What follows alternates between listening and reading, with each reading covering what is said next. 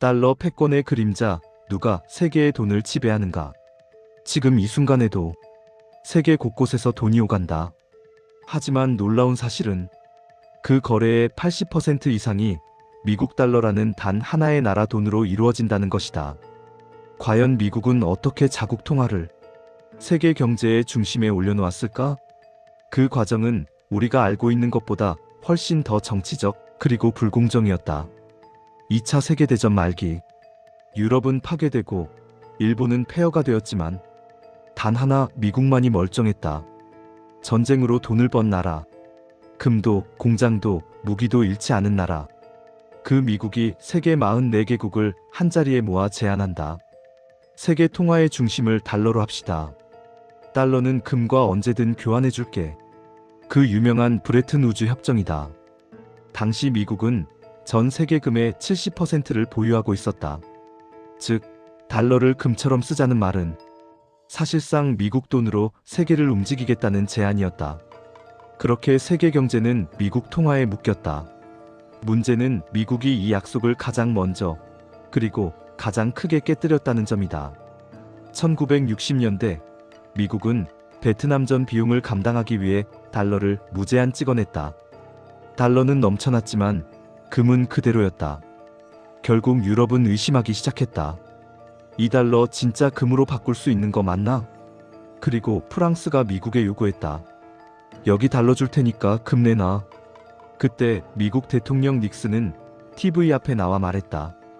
오늘부로 금태환을 정지합니다. 전 세계가 기절할 소식이었다. 미국은 자신들이 만든 규칙을 스스로 지워버렸다. 하지만 더 놀라운 건 이렇게 약속을 어겨놓고도 달러 패권은 무너지지 않았다는 사실이다. 왜일까?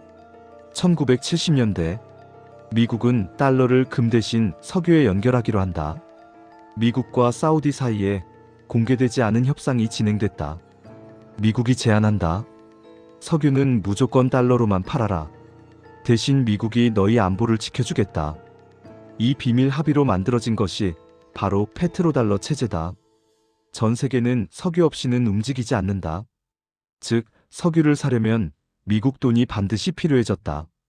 아프리카든 아시아든 유럽이든 모든 나라가 달러를 벌기 위해 수출을 하고 달러를 모으기 위해 금융 정책을 짰다.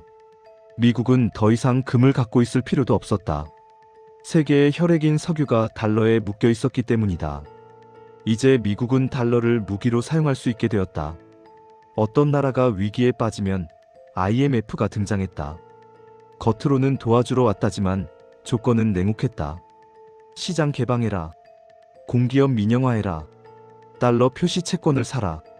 그리고 우리 조건을 따르라. 달러가 부족한 나라일수록 더 고통받았고 월가는 그 위기를 이용해 이윤을 얻었다. 1997년 아시아 금융위기 때도 그랬다. 나라들은 고금리 긴축 민영화라는 처방을 강요받았다. 누구는 IMF는 미국의 장기라고 말할 정도였다. 하지만 달러 제국에도 균열이 시작됐다. 중국은 위안화 결제 시스템을 구축하고 러시아는 달러 대신 위안화로 석유를 팔기 시작했다. BRICS 국가들은 독자적인 결제 통화를 만들겠다고 선언했다. 사우디마저 말한다. 석유를 꼭 달러로만 받을 필요는 없다. 석유 마이너스 달러 체제가 조금씩 흔들리기 시작한 것이다. 달러가 예전만큼 강력하지 않자 미국은 새로운 패권 방식을 꺼내들었다. 바로 기술 패권이다. 반도체 공급망을 통제하고 중국 기업을 제재하고 러시아를 SWIFT에서 배제했다. 이젠 미국의 무기는 금도 석유도 아닌 금융기술 제재가 된 것이다. 세계는 이제 한 가지 질문을 던진다. 이건 정말 안보 때문일까? 아니면 또 다른 방식의 달러 패권 유지일까? 기축통화 달러. 그 위에는 분명 세계의 안정이라는 공적 역할이 있었다. 하지만 동시에 그 힘을 유지하기 위해 만들어진 불평등과 압박도 존재했다. 이제 세계는 달러에 의존하지 않는 새로운 흐름을 고민하기 시작했다. 우리는 과연 단 하나의 돈 아래 살아갈 것인가? 아니면 다극화된 새로운 시대로 넘어갈 것인가? 달러의 시대, 그 끝은 아직 오지 않았지만 균열은 이미 시작되었다.